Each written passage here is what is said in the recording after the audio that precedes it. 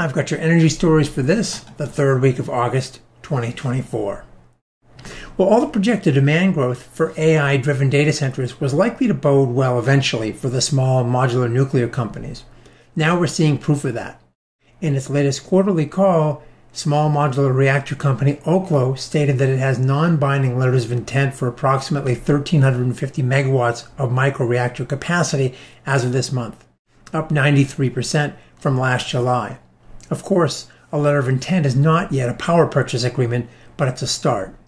Interestingly, 50 megawatts of reactor capacity would support oil and gas operator Diamondback Energy's activities in the Permian Basin, but the lion's share would be devoted to data centers.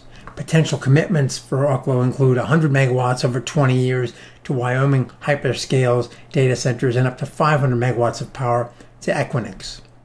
Oklo's sodium-cooled fast fission reactors are planned as 15 megawatt or 50 megawatt modules, and these would fit nicely with your typical data center.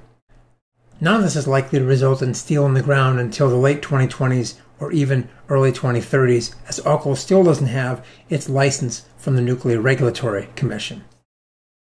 Well, the Bureau of Ocean Energy Management, the BOEM, released its final environmental assessment concerning offshore wind leases off Oregon's coast, finding that these lease issuances would have no significant impacts to people or the environment. In April, the Department of the Interior announced a proposed offshore wind lease sale for 2 wind energy areas in Oregon, with the first to be held later this year. That's deep water off there, so those will be floating wind installations. On the East Coast, the Bureau of Ocean Energy Management's auction for 2 lease areas off Delaware, Maryland, and Virginia, the first lease in a decade, yielded 2 provisional winners and $92 million in bids.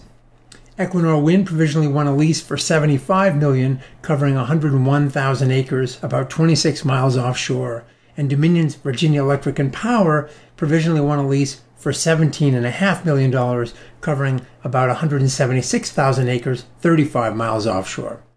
Dominion's already well on the way with its first 2.6 gigawatt coastal Virginia offshore wind project expected to reach completion by late 2026. But it's not all roses for offshore wind, as we know, and recently, offshore developer Orsted booked Q2 losses of about $575 million, owing in part to delays in its U.S. offshore wind portfolio. It also delayed its 704 megawatt Revolution Wind project off Rhode Island in Connecticut from 2025 to 2026, citing existing soil contamination at an onshore transformer station that's located at a former naval air station. Chinese electric automaker NIO says its EV swapping network just notched its 50 millionth battery swap, providing a cumulative 2.62 million megawatt hours of electricity to EV drivers thus far. About 60% of all the energy used by its electric vehicles comes through that swapping network. NIO also estimates it cut 2.8 billion minutes of wait time versus hours that would have been spent at public EV charging stations. NIO is reported to have almost 2,500 swap stations in mainland China, with 825 located on major highways. And astonishingly, to me at least, these stations offer an average 79,000 services per day. U.S. developers and power plant owners added 20.2 gigawatts of utility-scale electric generating capacity over the first 2 quarters of this year, with another 42.6 gigawatts of capacity expected prior to year's end. Solar crushed it, totaling 12 gigawatts and representing 59% of all additions. Battery storage came in second with 4.2 gigawatts, representing 21% of overall U.S. capacity additions. And finally, sodium battery manufacturer Natron Energy announced it will build a $1.4 billion North Carolina factory that can produce 24 gigawatts of its sodium-ion batteries.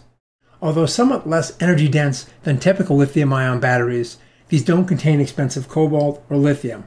They're going to be less costly.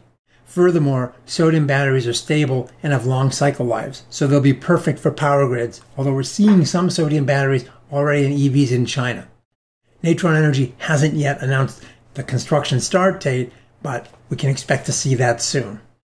Thanks for watching, and we'll see you again next week.